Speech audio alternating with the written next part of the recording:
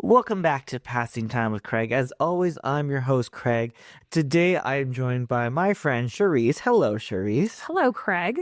I'm so glad you're here. When I was planning out the second season, I knew I wanted you on because you're such a cool person and such a good friend. I love you, and I know we have so much to talk about. Oh, I'm so flattered. Well, thank you for being here. This is so lovely. Yeah, it's starting off just really nice, and then I'm just gonna hit you with it real dirty. Yeah. No, so I'm excited to have you on. We're going to talk mostly about the film industry and your role in it, because you have been working over a decade? Like more than a decade. More than a decade in the film I industry. started in Toronto. I went to film school there. And then that was like 2007. Yeah. Yeah. And then that's almost 2 decades. That's it's almost 2 crazy decades. thinking. Yeah, it's very bad. I started in 2007 in the camera training program in Toronto when I was going to film school. And then my film school kind of went belly up for fraud. Thanks, Toronto Film School. No, thanks, Toronto Film School. Classy. And then also at the same time, there was a writer's strike. So the person I was kind of apprenticing under, he suggested that if I had family or friends in Calgary or Vancouver, that I should move out there in order to continue my apprenticeship as a trainee and actually get days, because Toronto was out as far as the film industry was concerned. So I moved here, and then I went back to film school because at that time in my brain, you weren't a person if you didn't have a degree. Right. You don't need one to work in the film industry. Absolutely not. It's a waste of time and money. You should just go in and get it done if you know that that's what you want to do. Just start work. So came here, went to SAIT, halfway through SAIT, started getting work. Yeah. Still finished SAIT, but not very well. Yeah. Because I was busy working. Yeah. You don't get the actual experience. By 2009, I was basically full-time as a camera trainee. And that's through IATC 669 or ICG 669, the International Cinematographers Guild of Canada, Western Canada. So I've been with them since 2008, 2009-ish. As a camera trainee, as a second assistant, as a video assistant, as a focus puller, and currently as an operator a lot of the time. Yeah. It's super awesome. I've got a list of things that you've worked on we'll chat about, but what made you want to go into this industry and be behind the scenes? Because it's so easy. You always hear the people going I want to be on front of camera. I want to be an actor, but it's the behind the scenes that are filled with such talented people, but we don't hear those stories as much. I literally wanted to be an actor. I did. I really wanted to be an actor, and but it's such a hard, it's a hard career to break into. Yeah. Especially as an alternative looking person. Yeah. And I wasn't really down to lose a ton of weight, dye my hair normal, get my tattoos lasered off. That wasn't piercings. Really, get rid of piercings, have real eyebrows. Wasn't really the thing that I wanted to do. So I did struggle kind of out of high school figuring out how I could get involved in the film industry that was still upfront, but not where I could still be myself. Yeah. So I found camera, and it's great. It's my favorite department in the whole industry. Every department is great and it's very important, but I love what I do. But I mean, and they're all very important, but camera's without camera, you can't make a movie. You can't make a movie. Yeah. You can't. It's funny you mentioned that, because with the piercings and tattoos and your look, because I know when I was doing some acting stuff, I was always cautious of very limited tattoos and gotta keep that in mind. And then when I decided I just want to entertain people and I want to be the host and I want to be a personality and I didn't want to necessarily take on roles, it's fun to do occasionally, but I was I want to be myself. I was that's when I was let's get more tattoos and let's do crazy stuff. Yeah, because, just be yourself. Yeah. I mean, I know acting is being so many other people, and you have to kind of have that clean slate so that you're able to embody characters as best as possible. I am my own character, and I'm cool with that. That's awesome. Yeah. That's good. That's good. Yeah, right? That's healthy. So, okay, we've got so much to talk about, but I figured the best way to start was talking about cameras and the various roles you've had on it. But what some people may not realize, they love movies, they find it fantastic. Sometimes they wonder, how can things cost so much money? Sometimes it is literally the camera equipment itself. sometimes you are handling some very, very, sometimes the most expensive thing on set. What is that like? It's millions of dollars in my hands at all times. Yeah. Well, thankfully, with like the training program and the apprenticeship stuff that the union makes you go through, Yeah. a lot of it is like being taught how to properly and safely handle hundreds of thousands of millions of dollars of things. Like a lens. I remember like on my first or second rotation, somebody handed me a lens and went $30,000. Yeah. Don't drop it. A lens. Just a lens. Just a lens for a camera. Not even including the camera body, the accessories, the batteries, which are like small bombs. The carts that we push everything around on, like everything, just a lens, and like a pretty cheap lens. 30 grand is pretty cheap for a professional lens. Yeah. Some lenses are irreplaceable. Like some are so vintage that they don't make them anymore. The glass isn't like available. The person that made it no longer lives. So some of them are irreplaceable. Versus some that are like, 30 grand is like a good starting point. Yeah. To be put in your hands as like a 19-year-old. Yeah. Be like 30 grand, don't drop it. Don't drop it. Don't drop it. Walk it over there. Walk it across this like insane set where everyone's flailing around and like, good luck. Yeah. Good luck. Best wishes. Just have at it. Yeah. And you've done, like, looking at your IMDb, you've worked on a lot of stuff. But while we're speaking about cameras, I saw a lot of stuff that was you had some roles with underwater Oh, yeah. filming. So Yeah. that must be a whole different. That is what I specialize in. Okay. I was very passionate about scuba diving during film school. So I thought I would combine things, and I got basically a commercial ticket so that I could work as both an underwater assistant, an underwater operator, a housing tech. But then I'm also like certified to be underwater safety for the actors. Yeah. So when we do TV shows or movies where we're in a tank or in the ocean or in like even a river, anywhere where we have to submerge the camera or people, I have a special little ticket for that. Wow. Which is probably a nice thing to have, because then not a lot of them here in Calgary. No. Pretty much the only person in Calgary. Yeah. There's one guy in Winnipeg. Yeah. Most of the people are in Vancouver. It's not really a thing that happens that much in Calgary, but when it does happen, like the once every 2 years, I'm on it. I'm in it. Yeah. Yeah. Yeah. Well, so you said you started off, you're out in Toronto taking film school, which was a bus. And then somebody said Calgary or Vancouver. Yep. And I would say at that point, Calgary had some productions, like they were going on. They had a production. It's called Heartland. Yeah, which is still going, which you worked on. Oh yeah, it's a staple of the Alberta film industry. Yeah, and that was, but up until that point, I would say really that writer's strike, I think, was a turning point in Canada, where before that it was Toronto or Vancouver. Vancouver subbed in for like Seattle and everything like that. Yeah. Toronto subbed in for New York, like it was just cheaper. Montreal subs in for Europe. Yeah, we've got all those. Those are the places that people went to. Major productions. Look at one of the biggest shows on streaming in the past few years, Suits, like that resurgence. Yep. That was Toronto. Yep. So you come to Calgary. How much has it changed from when you first started in the industry to now? Well, there's more than Heartland now, which is really nice. Honestly, I think for the first year that I was here, Heartland was the only thing. And then the next year we got a show called Hell on Wheels, Right. which I still like applaud to being like the whole reason I have a career. I got on there as my first season as a trainee. And then eventually by the end of the series, I was the A camera second assistant and also pulling focus on C camera. And it like was such a cool thing to spend like half of your year doing. I think we went like 5 or 6 months a year. Wow. And just like such a hard, like a physically and mentally and emotionally hard project to work on. Right. But we kept coming back every year. Yeah. Because, it's like a baseball game, like a kind of a, like you got, or even like a football game. You just like, you dig in and then at the end of it, you come out and everybody's just high-fiving. Yeah. But after Hell on Wheels. Because you worked on Revenant. Actually, honestly, after the Revenant, like Calgary blew up. Yeah. I feel like that's where it went. Between the Revenant and then Ghostbusters and then The Last of Us, that helped re-put us on the map as far as a place to shoot goes.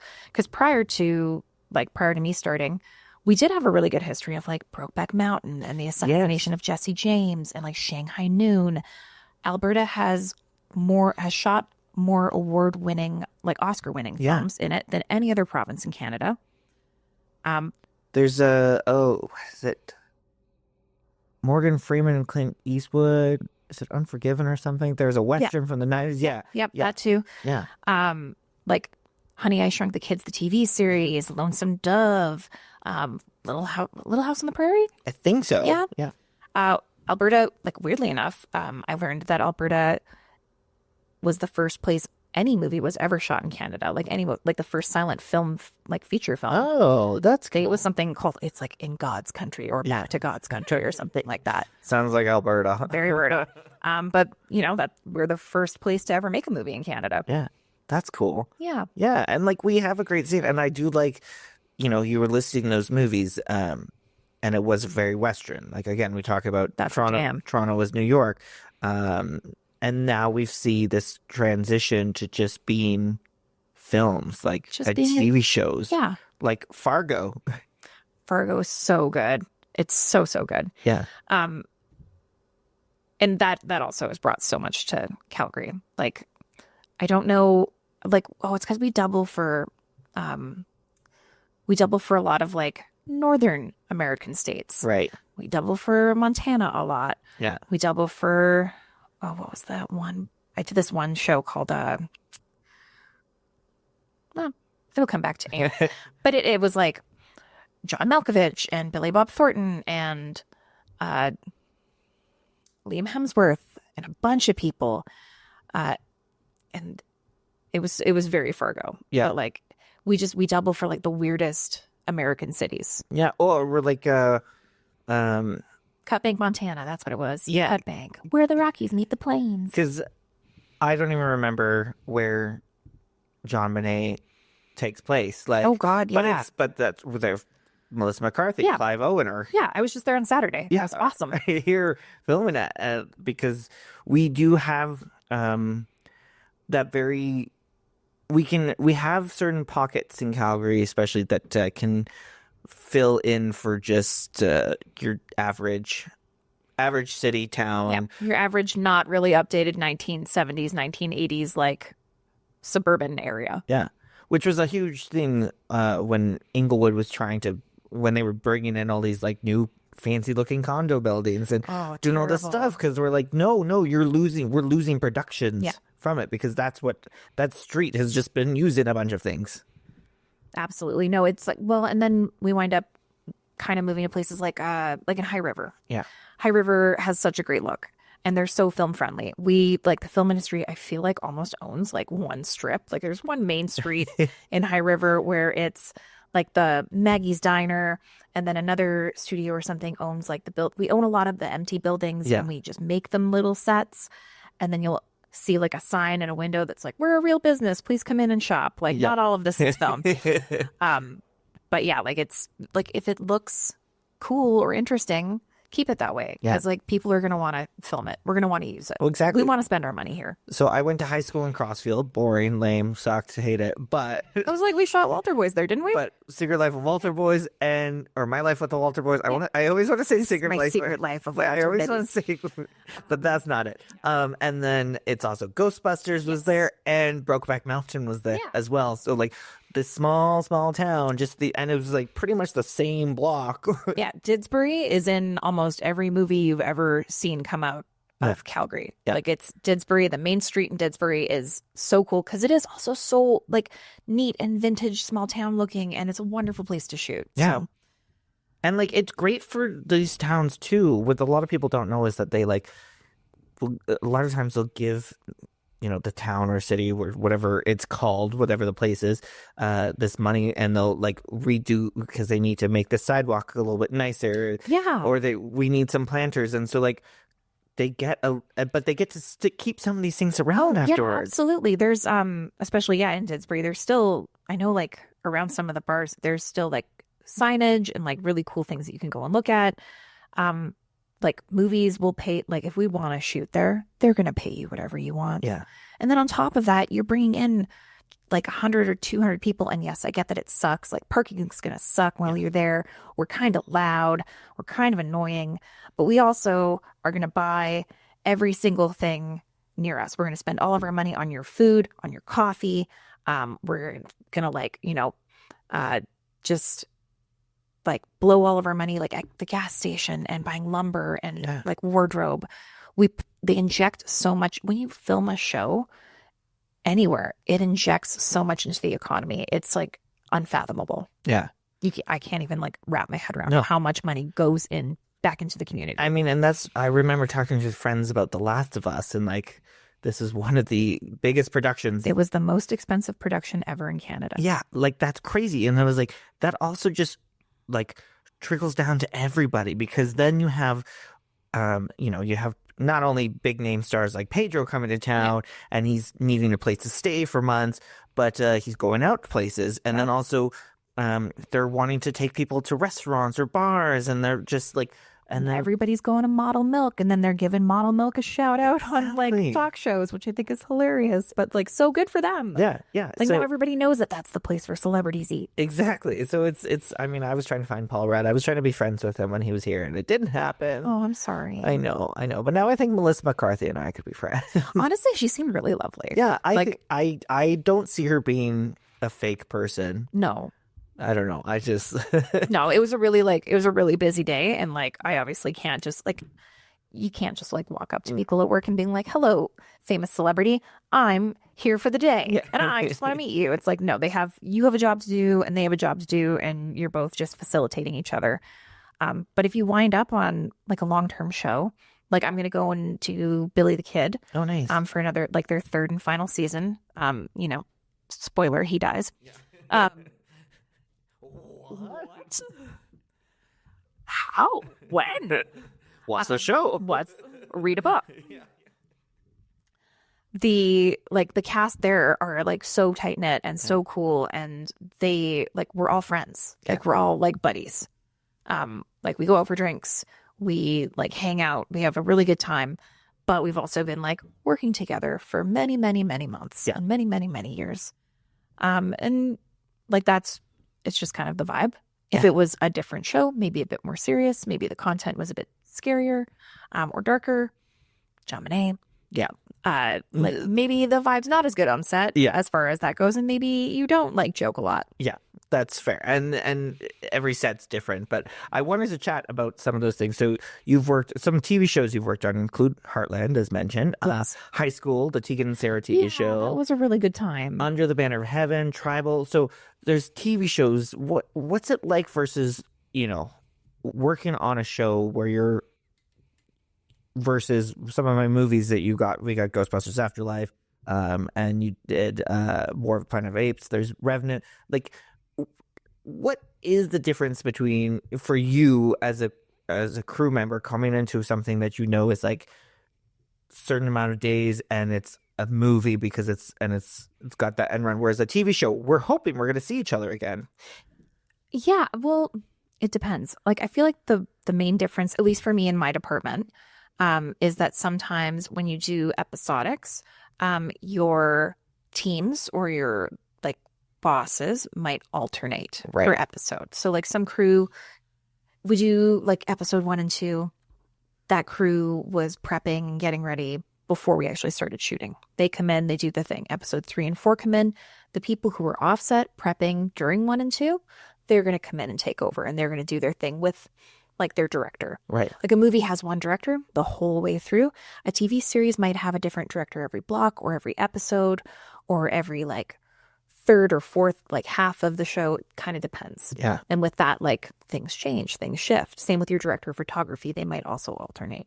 Yeah.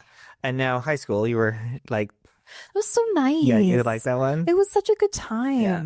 Clea Duvall is like the nicest person on the planet. I have heard that. Oh my God. Like, I've heard that from numerous amount of people. Literally the coolest person, like one of the coolest people I've ever met in my life. Like so cool, so nice. And it was like such a really neat thing for me. And I think for like a lot of women who work on set, that was like the first show where I've ever been on that, like that most of the production team and like the leadership, it was all women. Yeah. And like a lot of it was like queer women. And it was so organized and like so well done, and there was no drama, and I loved it. So I was actually going to bring this up, so now's the perfect time. How have you seen crews change, the sets change in the past 2 decades of you working in film, being like, where are is the female crews growing stronger? Are we not seeing much of a change? Is it just sprinkled in? You're getting the director, but and then like one other person. I feel like it's more sprinkled in. Yeah. Like as a technician, I don't know if it's just that like women are not applying as much for different types of like technical things. I know like hair and makeup, there's a lot of women in it. Set decoration in the art department, it's like pretty 50-50. There might be a lot of women. The camera department, at least in Alberta, it's not super women heavy. There is one like almost all female crew that like we kind of get together every now and then if we luck out. Yeah. High school being one of them. I think almost everybody on our team was a woman except for there were 3 guys. Right. Like 3 guys, and everybody else was like, it was really neat. Yeah. But it's a rare. It's rare. It's just maybe like not what people are into. It just depends on what you're into. Right. Like that's really what it is. Like if camera's your thing, great. Like your gender doesn't really matter. Yeah. Like if you want to be a grip or an electric, again, if it's your thing, your gender doesn't really matter. But like, I don't know if shows or unions or anything are like going out as hard as they should be to like diversify. Yeah. As far as like women go, or as far as like DEI type things go. Yeah. But yeah, like I do know, like the one thing I will comment on is like in the last 20 years, like harassment is very down. Good. Like that's cool. I went to that. Yay. Yay. Like people, like after the Me Too movement, people got in big trouble for doing bad things. Yeah. And that continues to be a thing. So I'm super into that. That's good. But other than that, I mean, like all the guys I work with are super cool and super respectful. Yeah. And it's less about whether or not you're a guy or a girl and more about if you can just do your job. Yeah. Like do your job and have a good time. We're all doing the same job. Yeah. Doesn't affect anything. So as someone like something that people may not realize, if they have a job where they always have the same boss, or maybe it changes every couple of years, you work in an industry that your director changes all the time. Yeah. So, whether it's like we said, maybe you're working on a TV show for most of it, but you have a couple different directors over different episodes. Yeah. But you have the one director over the same film. But so how quickly do you have to learn their style? Weirdly enough, like as a camera person, we're more concerned about the director of photography, like the cinematographer, right? Because that's our direct boss. And they're like as a focus puller, I am facilitating the camera operator. The camera operator we're both facilitating the director of photography. Mm-hmm. The director of photography and the operator, and a little bit of me, we're all facilitating the director. Yeah. But mostly, like we're there to support. We're all there to support the director's image and their idea. But same with the cinematographer. Right. The cinematographer is more like our technical leadership. Okay. And now I want to ask you, on a bunch of the stuff you've worked on, TV shows, movies, stuff that people have seen countless times, things streaming on Netflix or Disney Plus, what's been some of the most fun most fun productions you've been a part of? Upload Oh, on Amazon Prime. Yes. It is literally that's the most fun I've ever had on set in my life. My camera team was amazing. Yeah. The production team was amazing. The cast were amazing. The concept was so cool, and the sets were so neat. Like Greg Daniels is the coolest person.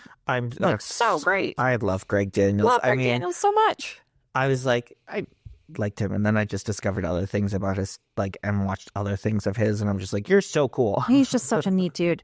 And like the culture that they created on set was so healthy, and everyone was so happy. I think near the end of the show, we had one guy come in and he yelled, and we were all so taken back. Yeah. And we were like, why are we so shell-shocked by this one shout? And we're like, oh God, because nobody's yelled the entire season. Yeah. We've all just been happy and laughing and making incredible images and creating such a cool story. And it's actually funny and it's actually good. And it went on for 4 seasons? Yeah. I think the 4th season just ended maybe last year. Yeah, I know. And time is irrelevant. Yeah, I only got to do the first season. It's shot in Vancouver. Right. So I obviously I don't live there.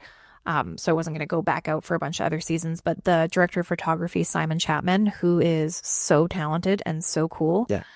He does a ton of shows. Right now he's doing that Avatar TV show, like the live action one. Yeah. Yeah, he's doing that. But like, just the neatest dude. Yeah. Like, I think he also did some Doctor Who. Oh, nice. Or something like that. Some like, cool stuff. IMDb him. He is super.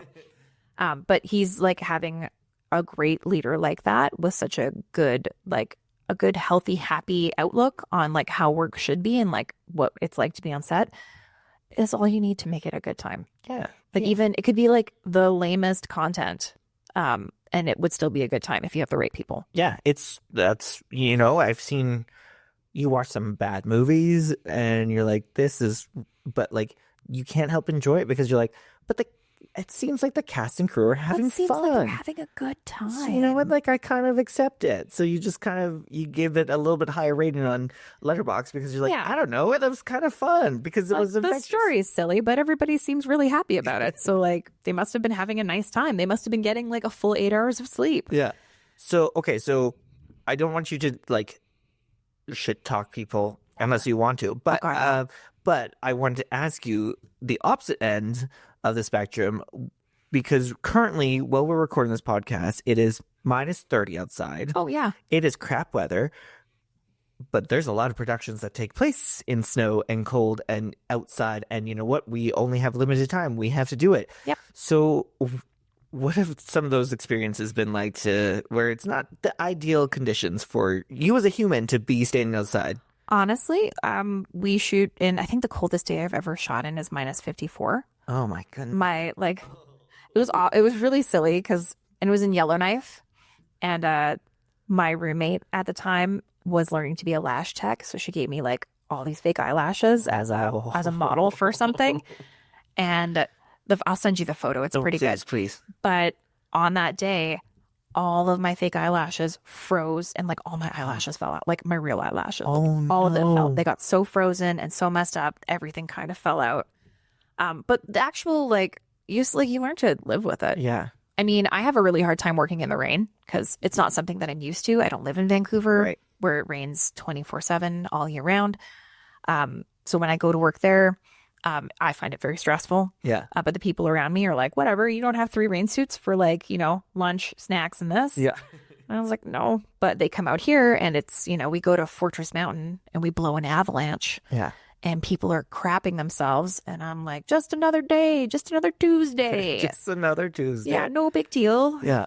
But I guess I was talking with somebody else about this. I think there needs to be more credit for all the amazing crew because you're not getting to go into those warm trailers in between that take like Leonardo DiCaprio or something going in to that warm trailer. You are setting up for the next shot or doing something else. So props to the crew. I think that we're out there for 12, 16. I think the longest day I ever did was 21 hours. Oh my goodness. And you get a 30-minute lunch break. Yeah. I think on the 21-hour day I got 2 30-minute lunch breaks. That was nice. It was a surprise day, night, day. Nice. Yeah, I've had a couple of those where it's just we started shooting, we shot all the daylight, and then we did a night shoot, and then the sun came up and they go, we could probably get a nice scene or two. Yeah. While the sun's up, let's do it. And you're like, please God, no. But sure, okay, you're paying. That's my job. Yeah. It's my job. I signed up for this. I'm very aware of how it works. It is very, I would say, shell-shocking for people who maybe are new to the industry. Right. And something like that happens. But you come dressed for success and you are aware, you have to take care of yourself because it's such a, 12 to 14 hours is pretty average. I'd say 12 hours of shooting and an hour of unpacking your work truck, an hour of packing it back up. And then because we live in Alberta, nothing is close. So you're driving 45 minutes. That's not including if the roads are really bad or if you have to stop and sleep on the way home. Yeah. Yeah. I know I've done some background work and I've gone to some places. It's oh God. And then when I get to we're filming in Calgary. Yeah. No, that was when I did Under the Banner of Heaven. I was going up by McMahon Stadium. That was such a. I was like, this is the first. I think that was one of the first really in town gigs I ever had. Yeah. That in high school, high school, was a lot in a studio because they had to recreate their home. Oh, right. And I was like, you just want me to drive 10 minutes from my house and be inside all day? I'm confused. I feel like it's a trap. Yeah. But I'm okay with it right now, I guess. All right. Well, we're gonna shift over now because Okay. you've done the camera work, which is fantastic and amazing, and like you build all these skills, and you're on set, and you've got all this, but then you do To My Dad. Oh, yeah. Wrote and directed a short called To My Dad. What was the moment that you're like, now's the time for me to try this out? What was that experience like for you? Just tell me it all. I was on a show and they were struggling to find female directors. Oh. Which like they were trying, like this show was trying really hard to like have like some like a lot of gender equity. Right. And like it just kind of dawned on me that I was like, oh, if these people like if that's what you need, like maybe that's a step that I take. I wound up approaching one of the producers and asked if I could shadow them, just out of like interest, and he was very excited about it.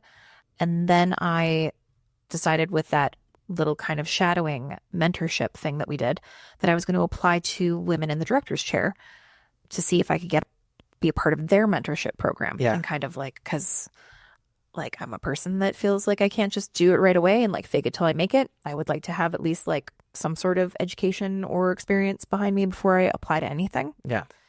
And they were really excited about my application, but I hadn't actually directed a project. And they were like, did you direct anything at SAIT, at the Toronto Film School? Like, we'll take anything. Anything. It's cool. I mean, that was like 10 years ago or like at the time, or 15, I guess, maybe 20. Yeah. And I was like, oh, no, I haven't done anything, but like, let me throw something together for you. And I had a poem that I had written when my dad passed away that I had just shot another short for somebody else that was poem based. Yeah. And I'd never considered that before. I was like, oh my God, this is such a beautiful idea to like do this like really ethereal short film of, like and have a poem. Yeah. Maybe I could do this not as like a real short film, but just as like kind of a proof of concept or a proof of ability. Yeah. They wanted me to show them that I could direct an actor. So I got a couple of my actor friends together and I got a couple of my film friends together. And then we went out on, ironically, Father's Day, which I did not plan. And we shot a really, really exceptional short film. Yeah. And that's not me tooting my own horn. I was like actually shocked that it turned out good. Yeah. About like my dad Yeah. and like about grief and loss and like closure. I did not expect for it to go anywhere. I expected for it to go to the Women in the Director's Chair And that was it. program and just be there. Yeah. And then my friend was like, you should just try and throw it in a couple film festivals, like see what happens. They're like, they're not too expensive to enter. It's okay. And then it just kind of blew up. And I was like, oh no. Well, I gotta do this more. Yeah. So I did, I wound up actually, we just finished cutting it. We locked the picture on Friday. I finished another film about Alzheimer's for a production company in town. Yes, there was that Called What a Beautiful Day. What a Beautiful Day. Yes, I had that note. Oh my God, I'm stoked about that. I was shocked also at how well that turned out too. They sent me the final cut and I remember like yelling. I was just like yelling at my phone and snapping my fingers. And I was like, yes, this is it. This is it. Send it to the film festival. Just as like a little, I guess I'm on the right path now. Like if I'm that excited about something. Wow. That's such a good sign. Yeah, it is a good sign. So I'm hoping between To My Dad and What a Beautiful Day that like that's enough proof of ability for the Women in the Director's Chair that I could like maybe shimmy into their mentorship program. Yeah. And then see where it takes off from there. Yeah, maybe comedy. Just say you're too so it's so sad. They're all so sad. There's so much crying in both of them. I'm also working with CSIF, the Calgary Society of Independent Filmmakers. They're helping me out, mentoring me on how to apply to the Telefilm Talent to Watch. Oh, nice. For a project. I optioned a book from a Leduc author a couple years ago. Oh, yeah. So we're trying to turn that into a feature film and get some grant money for that. So that's also in my in the works. Okay, if anybody's listening to this and likes like production or intrigued by this, first of all, contact Cherise. But also, Calgary Society of Independent Filmmakers is such a They're great so great. organization. Like, they're so helpful, and they're willing to just like, you got questions, ask them. Like, just show up there, like call them or just show up. It's like a really easy building to access, and they're always there, and they're so willing to like spend their time with you. Yeah, and I mean, before we Become a member. before we dive off into our like final subject that we do have to touch on, Okay. I guess like I was gonna ask you, but I think we've made it pretty clear. If you had advice to anyone listening to this who's interested in getting in production at anything, it's just ask, find people, Literally try, just do it. go and do it. Just ask people, like go to CSIF if you're looking to get into the independent scene. If you are wanting to work on really big productions, or like you start as a PA or a grip or electric or camera, like I've helped teach the camera training program many years before. Just go to like the union websites. Go to IATSE 669, IATSE 212, DGC Alberta. Like even the Teamsters, you want to drive a van? Come on down. Yeah. But go there and just apply. Yeah. Because you're going to learn on the job. And like it is better to get paid to learn than pay to learn the wrong things and then go to work and then have to fix all your bad habits. Yeah. No, my little brother Daniel, my brother Topher is in the film or in the TV industry, film TV industry. He lives in Toronto, and then my little brother, they needed somebody for some stuff out here in a production. So my brother Dan went into some stuff, and now he lives in Toronto, and he works on a bunch of stuff. Like he just kept slowly moving his way up through Big Brother Canada, and I have to watch it. I'm bad brother. I haven't watched it yet, but Tom Green has a new docu-series out on Amazon Prime, and it's like Tom Green's country, and it's about him like having a farm, and it's like 4 episodes. Well, that's kind of cute. It's the smallest crew imaginable. My brother was like first AD on it, and like only I think he said there's like less than 10 people who worked on this with Tom Green, and it's now on Prime, and it's just like him just working his way up. Like didn't know anything. He did not go to school for anything. No. Honestly, and being a first AD is like one of the hardest jobs. Yeah, like so it's so hard. I'm super proud of him, but I always say I always refer to it with acting anyways. I say, and we talked about you with school, like you can go to acting school and become the best Meryl Streep there is, or you can never go to acting school and be Meryl Streep. Like you can have like you can go down any path, whatever works for you. And some people can go to acting school and not be anywhere near a Meryl Streep. They will be like a Kardashian. Oh God. And then there's people who don't take anything and are a Kardashian. So like yeah, I mean like. I don't know. I feel like it just comes down to like your work ethic and your ability to adapt and like how much you actually want it. Like, do you really like, I wanted to be a camera person. Like once I figured it out, I wanted it so bad. Yeah. Like I would get a call for work. I left a date once. Really? I got a text for work being like, hey, this person got hurt. Can you come down to set? And I was like, yeah, here's my $20. It was nice to meet you. I gotta go. Like, I need to show people that I want to show up and that I want to work hard. And that's what's going to give me future opportunities. People are going to think of me fondly. Yeah. And those are the people who they recall and they want to bring back. And they may not even remember your name for that first meeting, that first time, but they'll be like, who's that girl that we called last minute? I think she said she was on a date or something like that, but she was really good. Yeah. Like, that was Cherise. Yeah. People will remember like your energy. Yeah. And a lot of like how we work in the film industry. It's like, it's not even about your resume. Yeah. It's about references.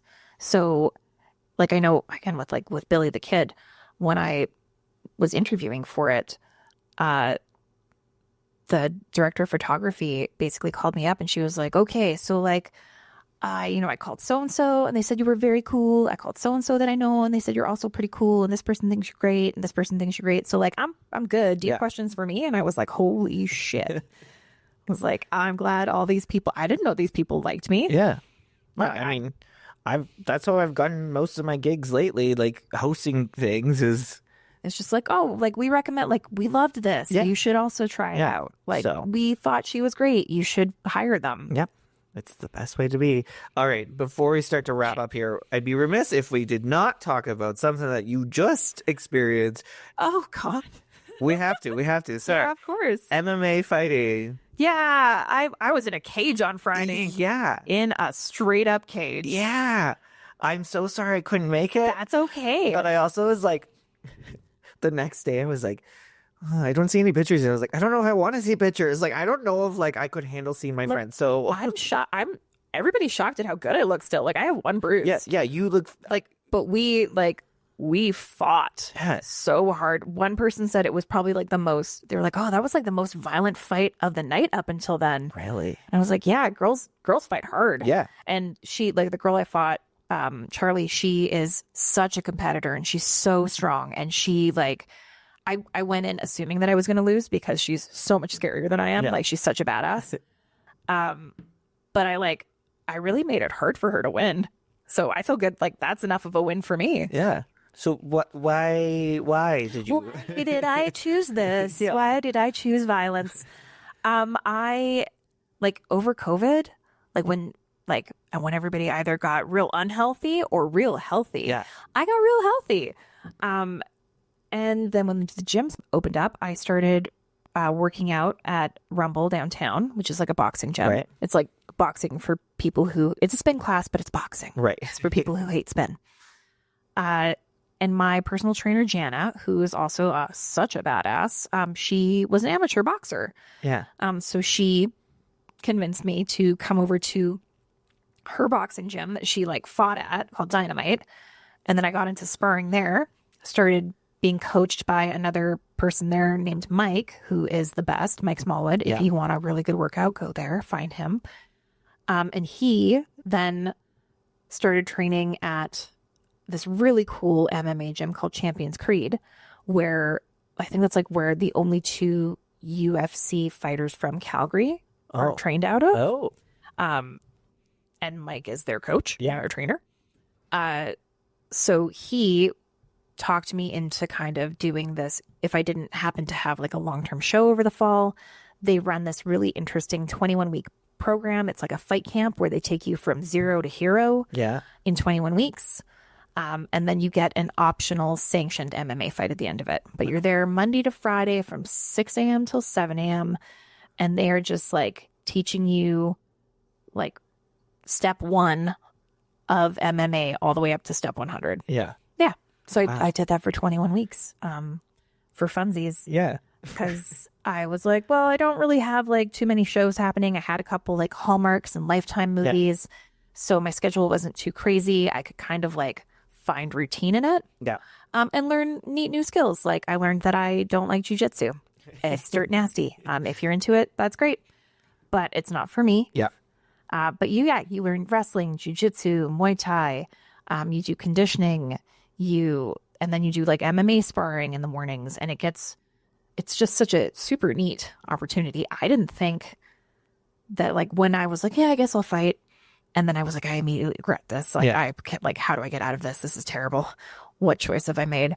But by the time it actually happened, I was stoked. Yeah. Like, the DJ at the casino said he had never seen somebody smile so much during a fight. And I was like, cool, I'm a psychopathy. It's fine. That's cool. That's cool. All right. That wasn't what I expected to act like. I expected to be tough or scared, but I was just blissful. Yeah.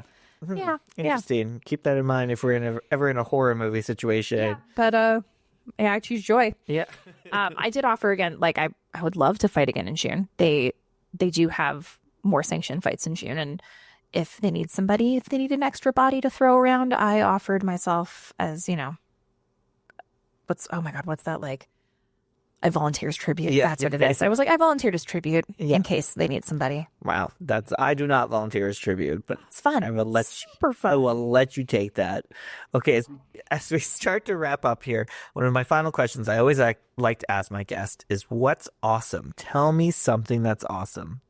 Usually, doesn't have to be me. I know, but you are awesome. I like just in general, like I don't know, dogs. Dogs are awesome. Dogs are awesome because, I still also work part-time as a dog groomer Yeah. on Sundays because I just can't get enough of dogs. Yeah, dogs are fantastic. Dogs are great. Traveling's awesome. You're awesome. You're awesome. Trivia is awesome. Trivia is The awesome. podcast is awesome. I don't know, like life in general. Yeah. Like everybody takes life for granted. It's so short. It like is. just like make every day awesome. Yeah. See, oh, I love that. See, that's a good answer. So wholesome. And that's why I like to end with what's awesome, because I feel like sometimes we forget it all and just there is something that's awesome. And whether it's dogs, your friends, life in general, candy, there's Oh yeah. All that stuff's great. so many great things. All right. Well, can you tell us as we start to wrap up what you are working on? Is there anything you can tell us? Yeah, but Billy the Kid, we go to camera sometime in March. Okay. And again, spoiler alert, he dies. I don't know what else happens. I don't have a script, and if I did, I wouldn't be able to tell you anything. No. But if history has shown that he does not make it. And so far that's kind of it. Cool. Yeah. I'll maybe do maybe I'll look out, have some commercials. I'm just going to continue to work on my application for telefilm and the script for the book that I optioned. It's called Shore Girl. Sure, girl. Shore Girl. Shore Yeah, Girl. it's written by Fran Kimmel. She's a retired school teacher in Leduc and an author of 2 very lovely books. But that whole story actually basically follows a girl from age like 3 or 4 to age 19. And it's told from the perspective of everyone that meets her throughout her life.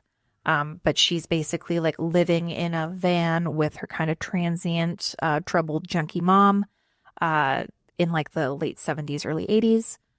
As they like kind of bomb around Alberta. Nice. Yeah. All right. Yeah. Well, so if people are looking for something to read, there you go. It's a great book. Great book, and hopefully it will be a great movie soon. I'm sure it will. Well, Cherise, thank you for being on the pod. Like I said, I wanted you on when I was like planning my second season. I was like, she has to be one of my first guests. So thank you for finding the time. Thank you so much for thinking of me. This is like the first time I've ever been on a podcast, and I was terrified, but this has actually gone really nicely. I think it was fantastic. Thank you for being such a great host. Oh, well, thank you. I try.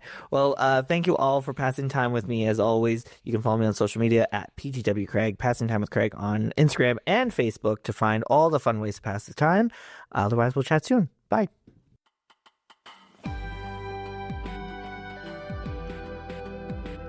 Mm-hmm.